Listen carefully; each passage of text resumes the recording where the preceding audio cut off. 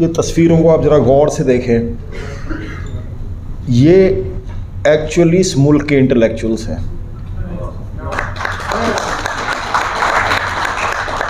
और जो मुल्क इंटेलेक्चुअल्स को 4-4, 5-5 साल के लिए बंद करके चाबी भूल जाएगा है, उसका तो बेड़ा गर्क ही होना है ना। फिर उमर खालिद, डॉक्टर उमर खालिद है, उससे ज़्यादा पढ़ा लिखा उस प्रिजन का सुप्रिटेंडेंट भी नहीं होगा।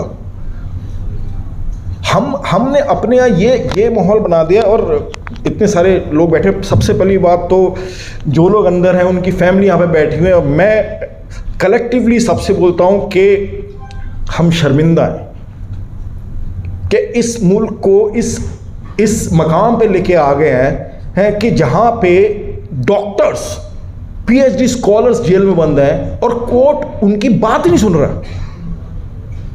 और जहाँ तक बात रही कि ये अभी हरतोष सर बोल रहे थे, sir thank you so much for saying that, जो 1984 में कांग्रेस ने किया, अगर उसमें इंसाफ मिला होता तो गुजरात में 2002 नहीं होता।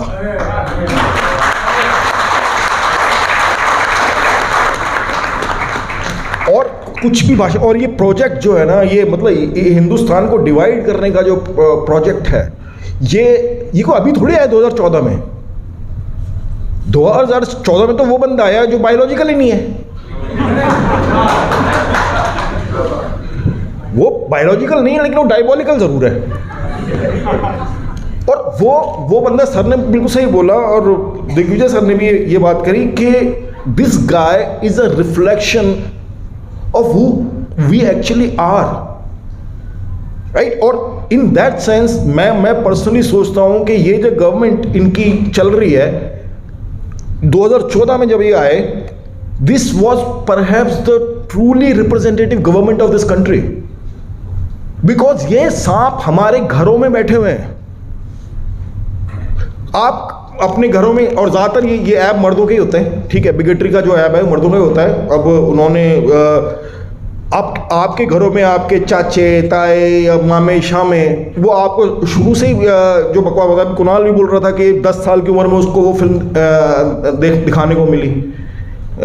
को मिली वो गोडसे के ऊपर। मेरा एक रिलेटिव है और वो मेरे साथ बैठा हुआ था, बात कर, मेरे को कहता है कि यार वो भी पुलिस से रिटायर्ड, ठीक है, 37 ईयर्स की सर्विस की बात करता है। मैंने 37 साल पुलिस में काम किया है और मैं एक बात गारंटी के साथ कह सकता हूँ। मैंने कहा क्या? कहता है कि मुसलमान तो कभी किसी का सगा हो ही नहीं सकता। मैंने कहा आपका दिमाग खराब है क्या? हैं? विदिन 10 मिनट्स उसके गांव से फ़ोन आया कि उसकी सगी बहन के सगे बेटे ने अपने सगे भाई का मर्डर कर दिया।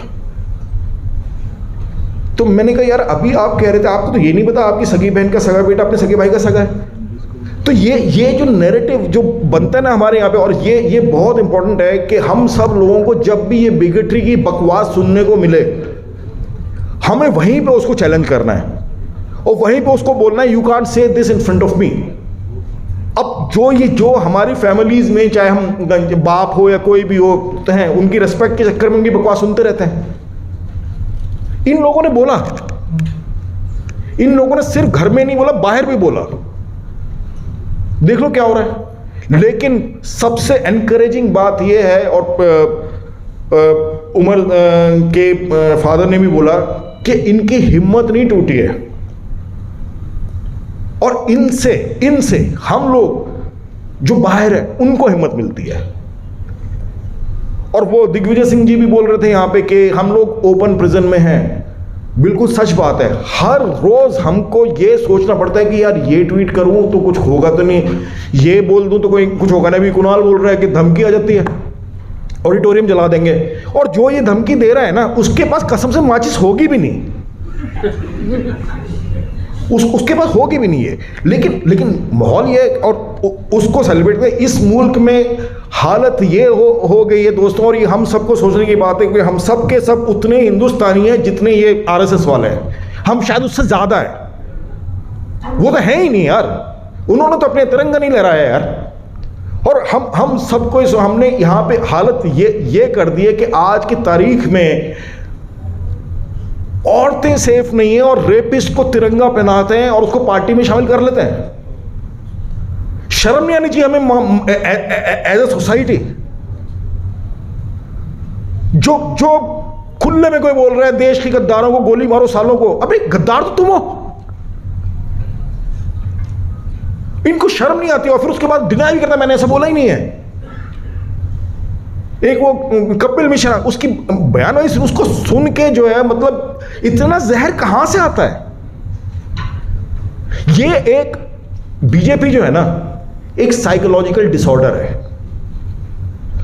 जो बीजेपी भक्त है, जो इसका जो डायबोलिकल इसका भक्त है, उनको सबको साइकोलॉजिकल डिसऑर्डर है, और वो डिसऑर्डर है नफरत का, बिना किसी रीजन के।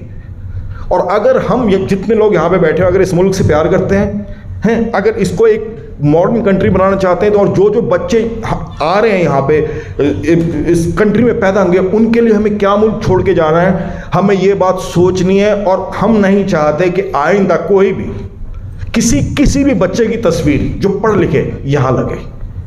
Thank you so much.